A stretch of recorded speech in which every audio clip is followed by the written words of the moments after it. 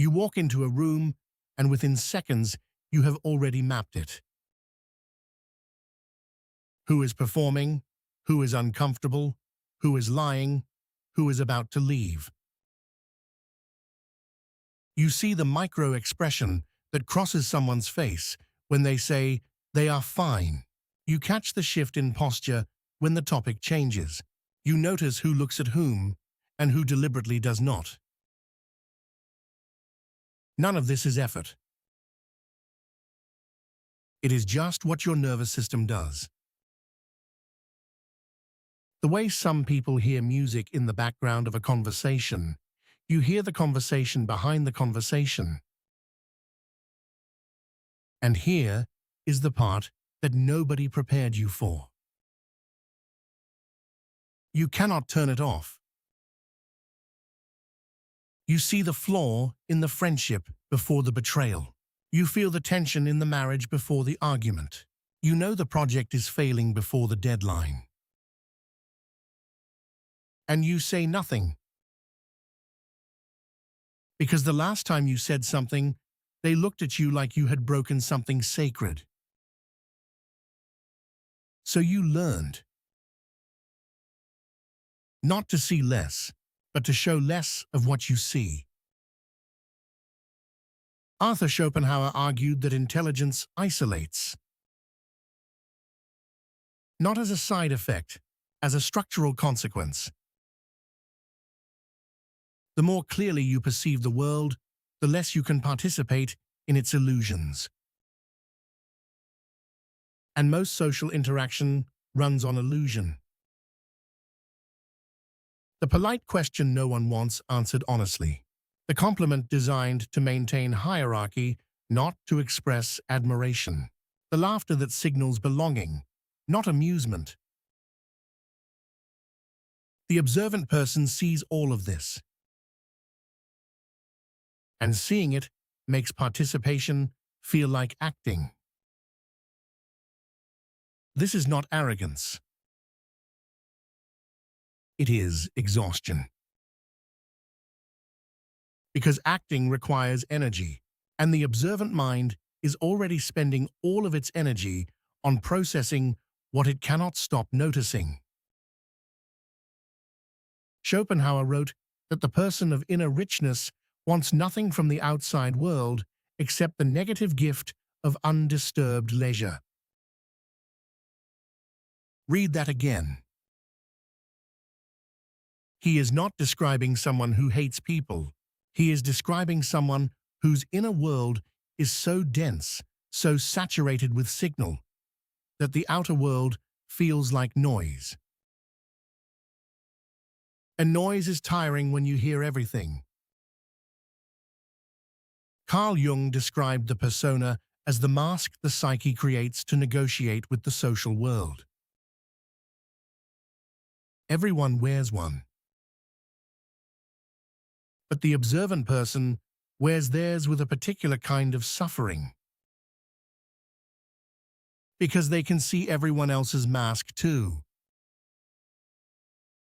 They see the manager performing confidence, the friend performing closeness, the stranger on social media performing a life. And they understand, instinctively, not intellectually, that the entire social economy runs on masks. This is why the most perceptive people post the least. Not because they have nothing to say, but because they understand what posting actually is. It is not self-expression, it is self-negotiation.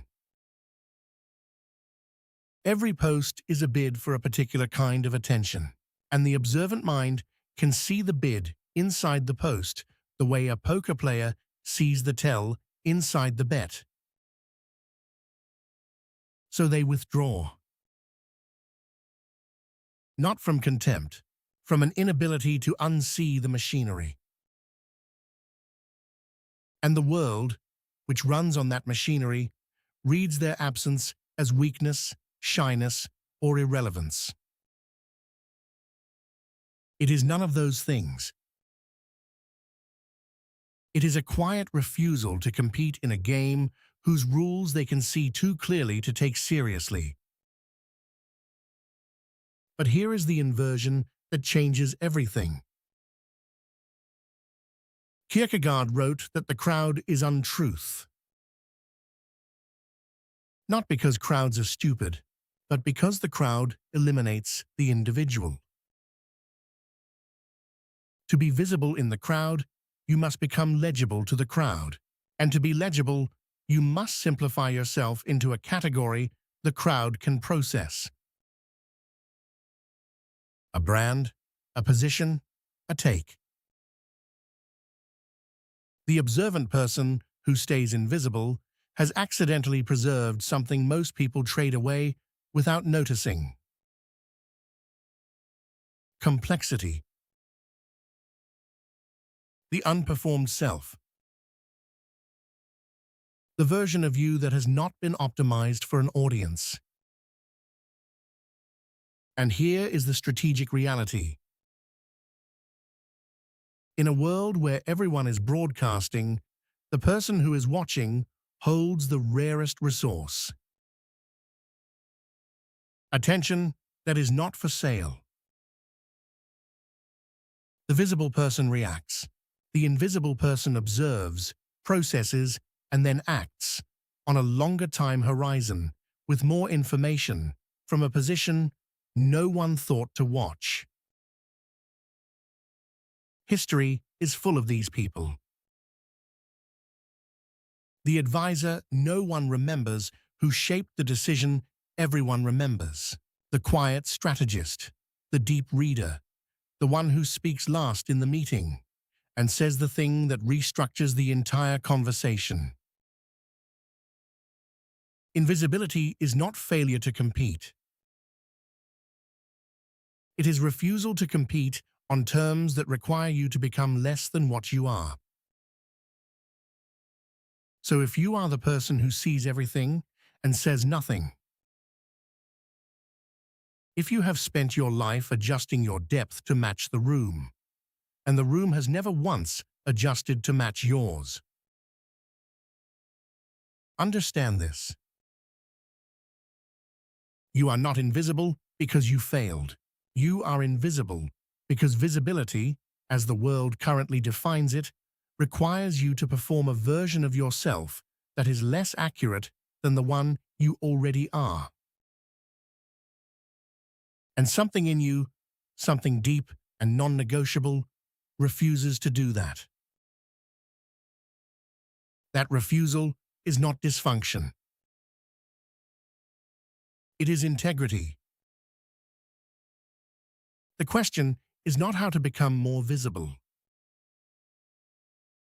The question is whether you can find the rooms, the conversations, the people, the corners of the world where your actual frequency is receivable.